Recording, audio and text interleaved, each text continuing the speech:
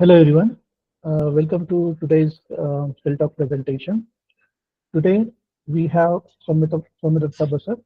She will be presenting on longevity topic. Samrita Basak is currently working as a research assistant at Rich Life Sciences. Let me introduce her background. Samrita Basak has joined Rich Life Sciences as junior bioinformatician. Her primary responsibility involves identifying and implementing bioinformatics pipelines tailored to project specification. She is currently working in a project focused on neoantigen pipelines, employing molecular docking techniques to investigate their binding interactions with specific receptor proteins for potential applications in cancer immunotherapy. Sumiratha holds a master's degree in bioinformatics from Chandigarh University, and before that, she earned a BSc in genetics from Guru Nanak Institute of Pharmaceutical Science and Technology. Sumiratha has gained valuable experience through dissertation training and internships at institutions such as the National Institute of Animal Biotechnology, Hyderabad, and Bionome. Her goal is to continually acquire new skills and apply them to impactful projects within the realm of bioinformatics. I welcome Somidatta to present her uh, research paper presentation. Thank you for the nice presentation. So today's CellTalk presentation topic is association between sarcopenia and cognitive function in older Chinese adults, evidence from the China Health and Retirement Longitudinal Study. So the original author of this study is Hangzhen Du et al. And this paper has been taken from a journal which is Frontiers in Public Health, and the impact factor is 3. And this paper was published on the year of 2023. This research has impact on cognitive function, cognitive health, and sarcopenia.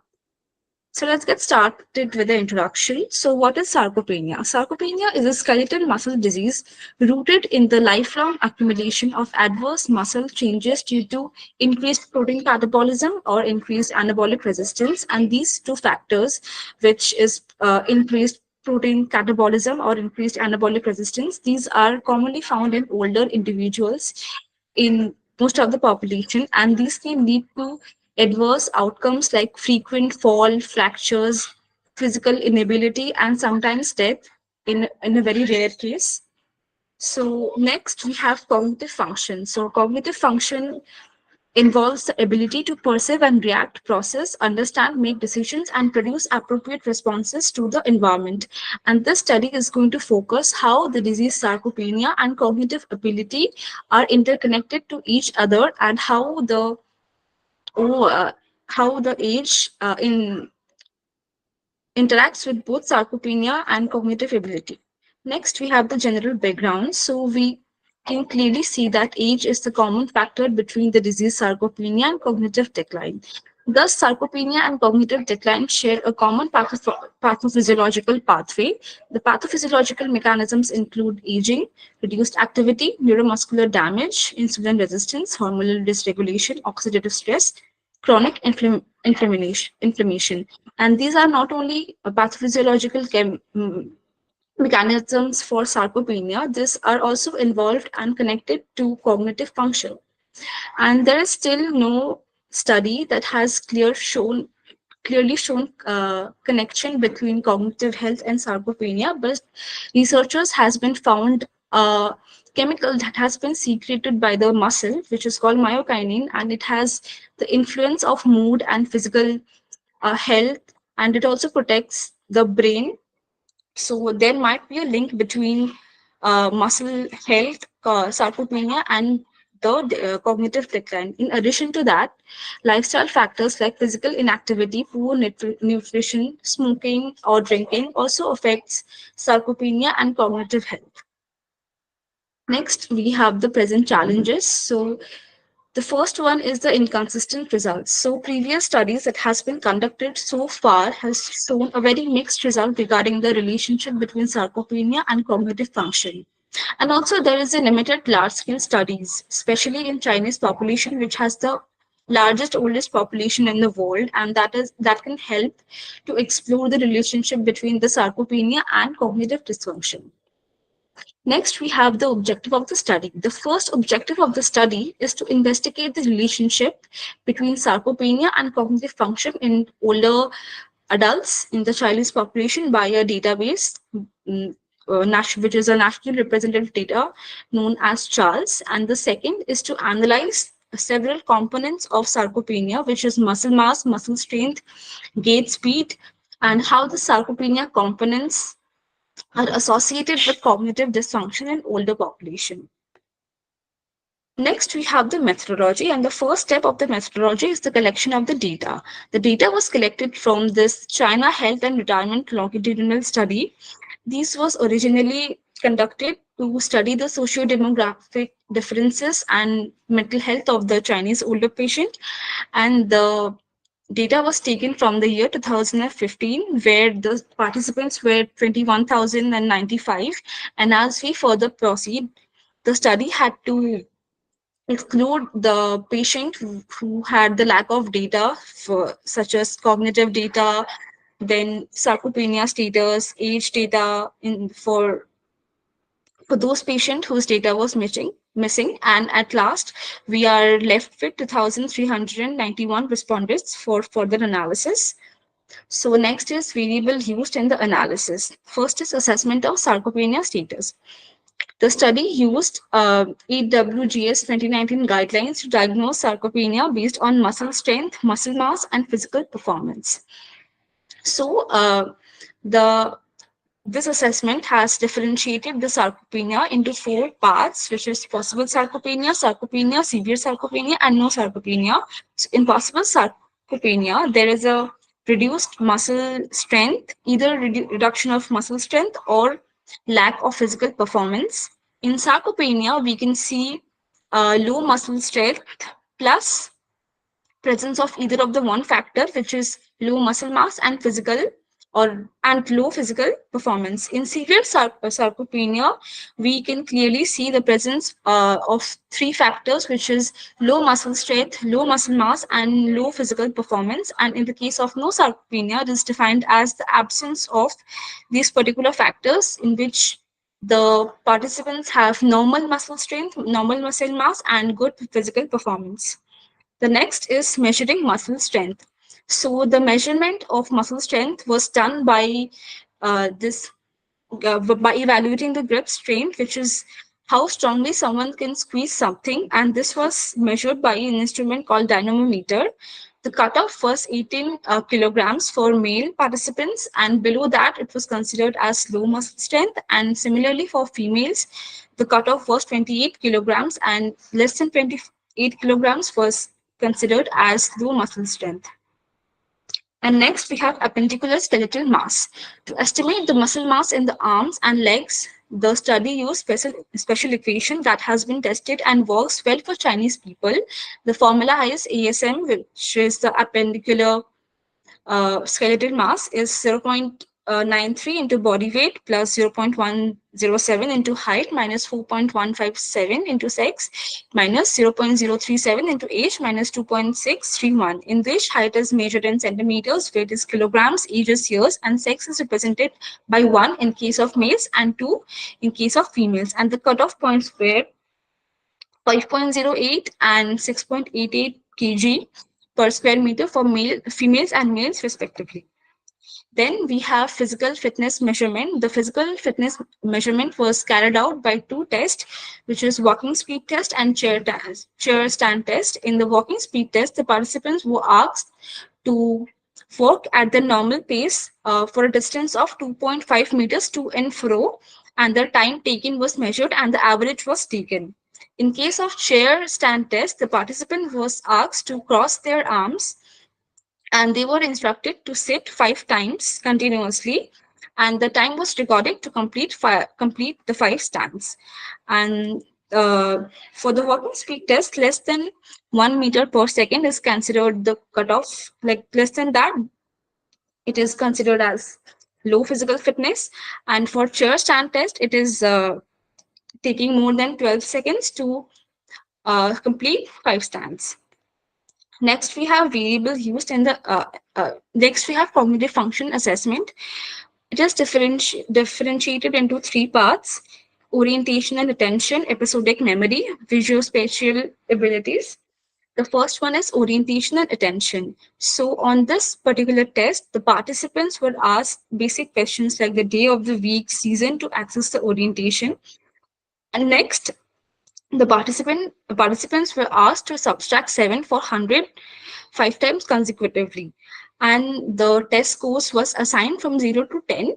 And in the case of episodic memory, the participants were asked to recall a list of 10 random Chinese noun, and there was another test which was known as delayed recall. So again, the participants were asked to recall the same Chinese nouns, but this time it was after a certain time interval, which is 4 to 10 minutes. And here also a score was assigned, which is between 0 to 10. In the visuospatial abilities, the participant was shown a picture and they were asked to draw a picture. So the participants who drawn the correct picture or close to correct picture, they were given 1 point, and for incorrect picture, they were given 0 points. And this way, they were differentiated into three parts, which is lowest tile, in which the cognitive score is below 11.5, the middle tile, in which the cognitive score is between 11.5 and 14, and the highest tile score is in which the cognitive score is above 14. So next we have the covariates, which we have to include in our study. This includes age, sex, and educational level were included as a socio-demographic variable.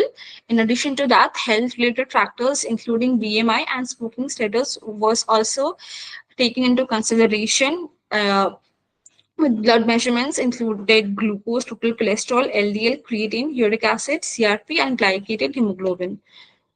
Next part of the methodology, which is the last part, is the statistical analysis. So the the study has categorical data, which was presented as proportions, and continuous data, which was presented as means and plus minus standard deviations or medians.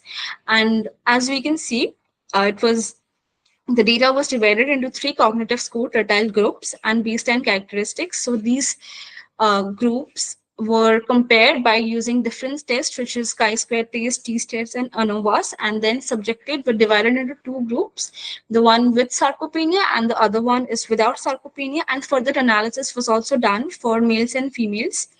And the last part is multiple linear regression models and logistic regression analysis, which was applied in the study to examine the relationship between the sarcopenia and cognitive score, adjusting the covariates in three models, which are we going to discuss in the next slide.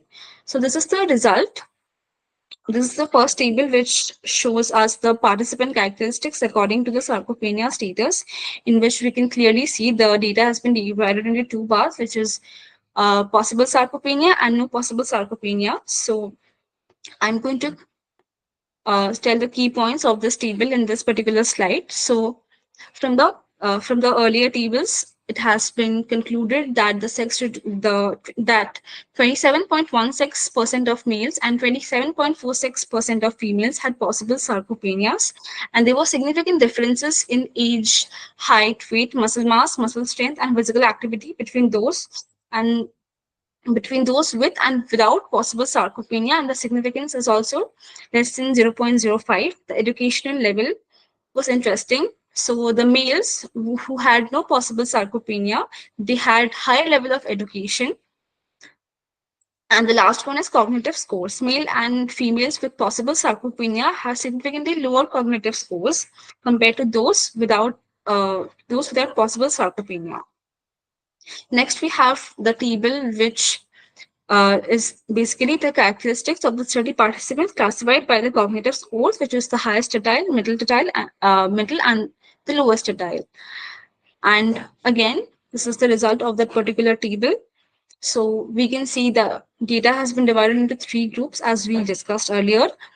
And the highest cognitive score group has faster chair stand, strongest grip, and faster gait. And for example, here also we can see that for gait speed, for the highest, it is the best. And then we have the ASM.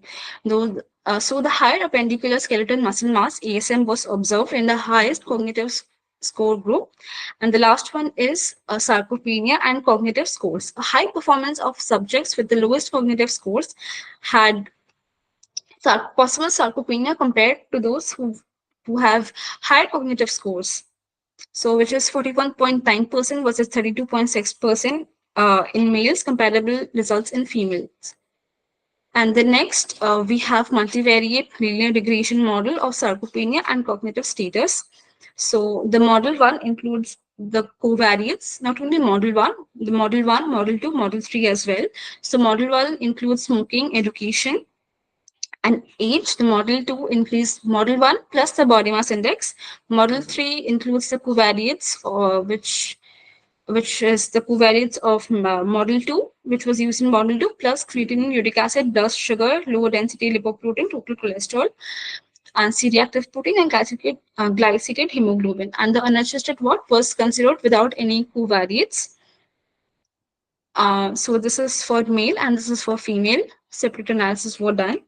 And this is the result of that particular test, which the first one we can see that unadjusted model, sarcopenia was negatively associated with cognitive scores with regression coefficient of minus 0.88, which is in the case for males, and minus 0.79, which is for the females. And the components, next we have the components of sarcopenia: low muscle mass, low muscle strength, and low gut parameter were all negatively correlated with cognitive scores in both the sexes. Um, so next we have the adjusted models. In the adjusted model as well, similar negative correlations have been observed, which is low muscle strength, low gait speed were negatively correlated with the cognitive score.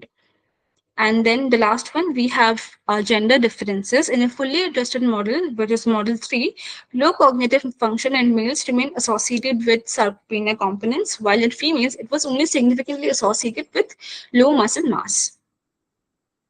Next, we have the association between sarcopenia and cognitive function. Again, the covariates are seen, which I discussed earlier. So this is the result, which includes the overall risk. So individuals with possible sarcopenia were 1.40 times more likely to have cognitive score decline and 1 times more likely to score below 11.5, which is the cutoff for the cognitive score. And then there is male subgroup. For male subgroup, men with possible sarcopenia had a 1.46 times higher likelihood of scoring between 11.5 and 14, and 1.5 times higher likelihood of scoring below 11.5. And the last one is female subgroup. Women with possible sarcopenia were 1.69 times more likely to have low cognitive scores, but this association was not really significant after adjusting with the blood related variables. And then we will come to the discussion. So after seeing all the results, we can definitely see that the study highlights that the older adults with possible sarcopenia obviously had higher likelihood of experiencing low cognitive function compared to those without those patient or participants without who have no sarcopenia. And this also we can observe a sex-based differences. This has mostly occurred due to the sample size differences. Next, we have negative correlation. So low muscle mass, strength, and slow gait parameter, which are the component of sarcopenia. These are all negatively correlated with the cognitive score, aligning with other studies on this topic. So next one is possible mechanism. Shared mechanism like inflammation, oxidative stress, and reduced physical activity may link sarcopenia with cognitive decline. Next, we have the conclusion. So we can clearly see the sarcopenia and cognition link, that sarcopenia is linked to lower cognitive function.